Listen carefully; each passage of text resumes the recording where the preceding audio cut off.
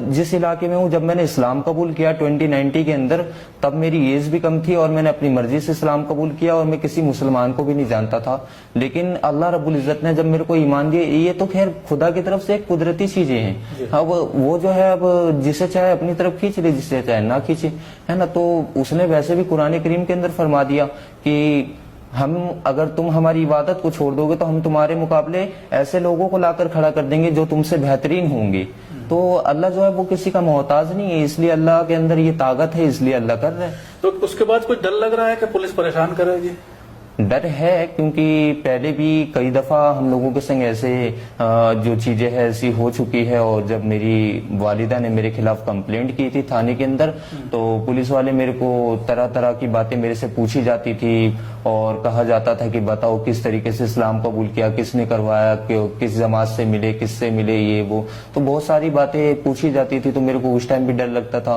और साथियों को ये डर है, हमारे और भी भाई हैं, उनको ये डर है इस चीज का कि उनकी फैमिली के पास ये लोग जा रहे हैं और उल्टी सीधी बातें पूछ रहे हैं और कहीं इन्हें बंद ना कर दिया जाए पकड़ के, जैसा कि हमारे मौलाना उमर गौतम साहब को और मौलाना जहांगीर कासमी साहब को कर दिया गया। इसी तरीके से कहीं इन लोगों के संग भी हालात पेश ना आ जाए, इसलिए वो जो है आने से डर रहे हैं। इसके अलावा 2019 में आपने इस्लाम कबूल किया, मैं थोड़ा सा उसके बारे में जानना चाहूंगा बैकग्राउंड में जाकर के जी। कि 2019 में आपने इस्लाम कबूल किया जी, नाबालिग थे जी। क्या कोई ऐसी बात थी, किसी लड़की वगैरह का कोई चक्कर हो जिसकी वजह से आपने इस्लाम कबूल करने की कोशिश जी, की? जी। अचानक इस्लाम के बारे में एक ललक आपके अंदर पैदा हुई, तो क्यों हुई और किस तरह से आप इस्लाम की तरफ खींच के चले आए? मैं बस रमजानुल मुबारक के रोजे रखना चाहता था, मेरा ऐसा कोई इरादा नहीं था कि मैं मुसलमान हो जाऊं या मुसलमान बन जाऊं।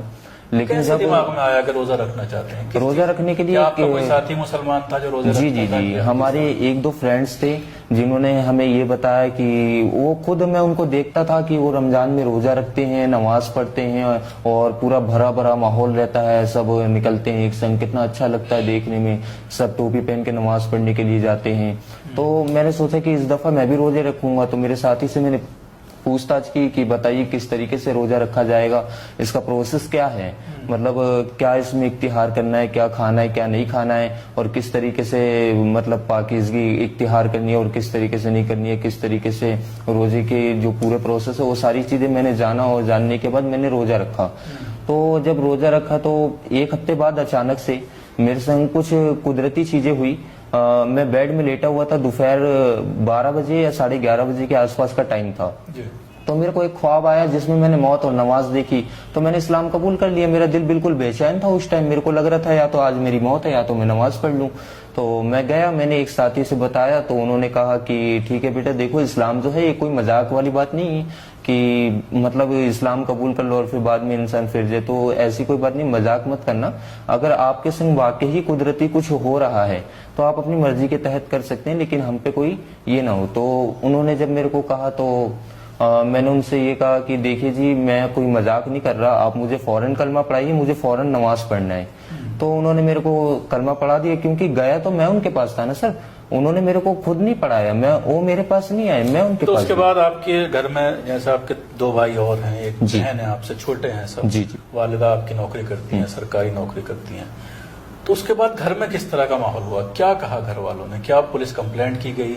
उसके बाद पुलिस ने किस तरह का व्यवहार किया? जी, मेरी मम्मी ने मेरे ऊपर पुलिस कंप्लेंट की। कंप्लेंट करने के बाद चंद दिनों बाद, 1 महीने के आसपास जब बीत गए, तो फिर पुलिस वालों की तरफ से कॉल आया और जो कंप्लेंट मेरी अम्मी ने लिखवाए थे उसके अंदर और भी बेकसूर लोग फंसे हुए थे मेरी वजह से। तो मैंने सोचा कि मेरा जाना बेहतर होगा, मैं जाके जो जिनका कॉल आया था, जो एसएचओ थे थाने के, उनसे मुलाकात करूं और उनसे बातचीत करूं कि आखिरकार क्या मामला है कि उनको फोन करके परेशान किया जा रहा है कि आप थाने में आओ, आपके खिलाफ ये कंप्लेंट है कि आपने दूसरे के बच्चे को मुसलमान बना दिया। जो कि उसके अंदर भी कुछ भाई हमारे हिंदू थे, एक का नाम राजेश कुमार भी था और वो हिंदू था और वो अपनी मर्जी से 1-2 दफा उसने भी नमाजें पढ़ी, लेकिन उसने अपनी मर्जी से पढ़ी, हमारा कोई उस पर प्रेशर नहीं था और मेरे ऊपर भी किसी का कोई प्रेशर नहीं था। तो वो भी अब मुसलमान हो गए? जी, वो मुसलमान नहीं हुए, जब उनको पुलिस वालों ने उनसे पूछ पड़ताल की तो वो थोड़ा घबरा से गए, उन्होंने कहे कि नहीं मैं इन सब चीज़ों को नहीं करूँगा, से मुझे छोड़ दीजिए। तो वो सब तो बेकसूर एंड में साबित हो गए थे। लेकिन जब मेरा मामला, जब पुलिस वालों का जो रवैया था वो ये था कि जब मेरे को थाने के अंदर बुलाया जाता तो सुबह से शाम तक बैठाए रखते और फिर मेरे से तरह तरह की बातें पूछी जाती, जैसे कि मैंने बहुत बड़ा जुर्म किया हो, और सीआईडी वाले जो होते हैं वो जांच पड़ताल करते हैं कि ये कहाँ से हुआ, ये कहाँ से हुआ, उस तरीके से मेरे से पूछ पड़ताल की जा रही थी। उसके अलावा आप बता रहे थे कि आपको बॉम्बे भेजने के लिए भी कहा गया। जी, मेरी फैमिली है, उन लोगों से उन लोगों ने बात, जिस इलाके में